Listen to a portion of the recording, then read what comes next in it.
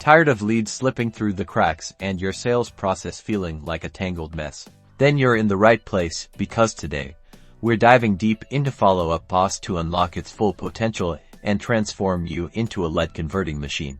First up, customization. Head to the admin section, and then click on custom fields. This is where the magic happens. Think about the specific data points that are crucial for your business. Instead of relying on generic fields, create custom ones like preferred contact time or property type interest. The more specific you are, the better you can tailor your follow-up. Next, let's talk automation. Follow Up Boss lets you automate everything from initial lead responses to task reminders. Explore the pre-built workflows for common scenarios, or create your own to handle specific lead segments. For example, you can set up a rule that automatically assigns leads from Zillow to a specific agent and sends them an introductory email. This ensures no lead is left unattended.